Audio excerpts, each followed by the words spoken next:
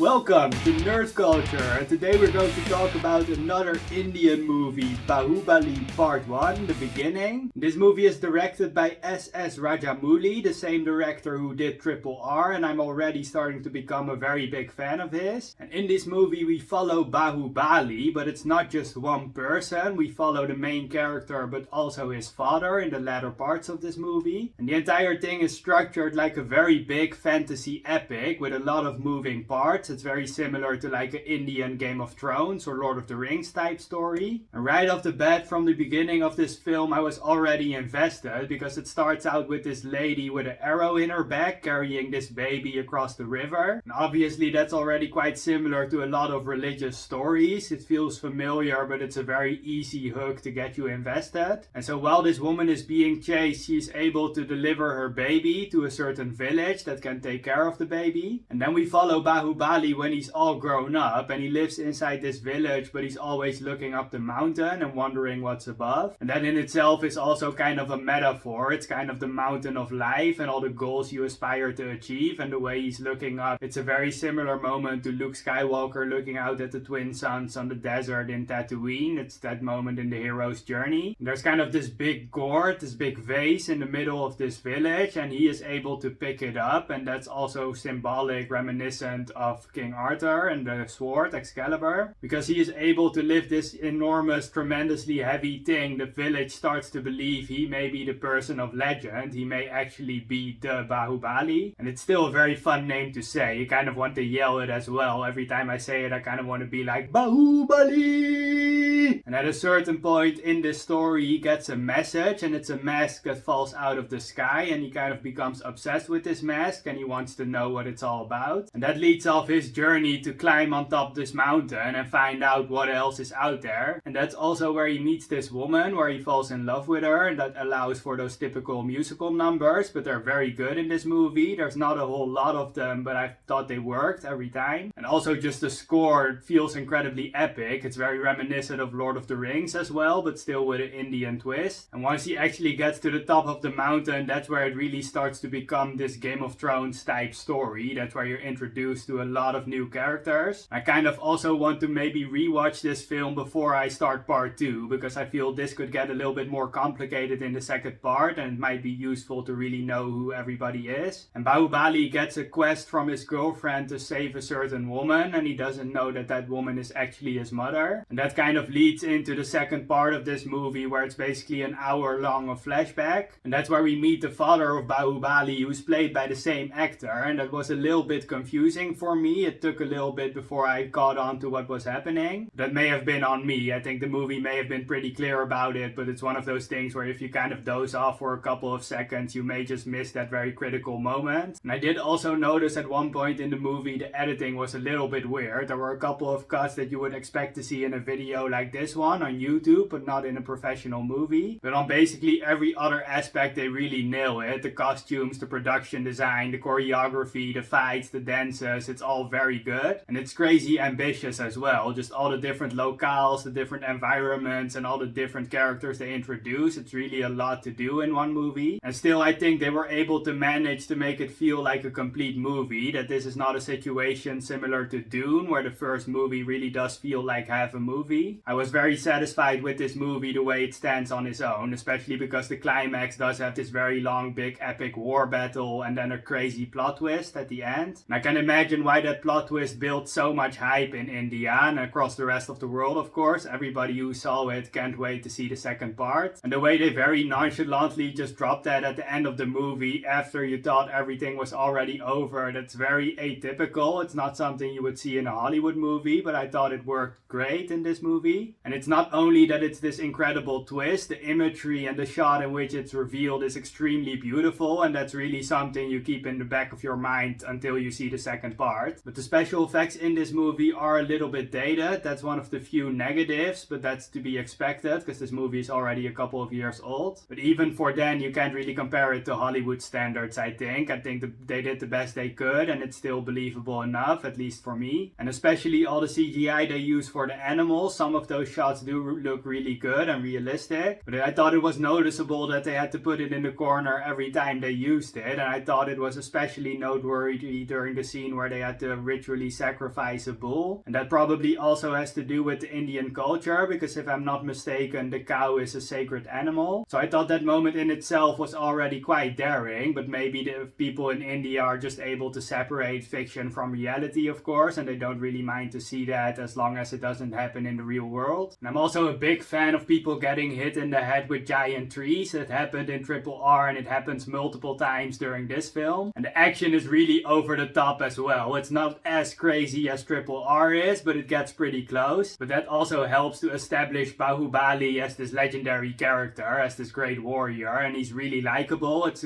quite a contrast compared to Prithviraj. This is a main character that has a lot more dimension and depth. And so yeah, I really can't wait to see the second part, and I hope to bring that review to you sometime in the next week, and I'm very excited to see it. And I also saw that there's an animated show based on these movies. Is that also worth checking out? Maybe you guys have seen it, let me know. And of course I'm very excited to check out Iga as well, now knowing that it's the same director and the whole concept sounds extremely crazy and up my alley. So yeah, let me know what you guys thought of Baahubali the beginning. Is this like your favorite Bollywood movie? I think I still slightly prefer RRR, but it's close. Thanks for watching my review anyway, and subscribe to my channel to keep up with everything going on in Nerdcultuur.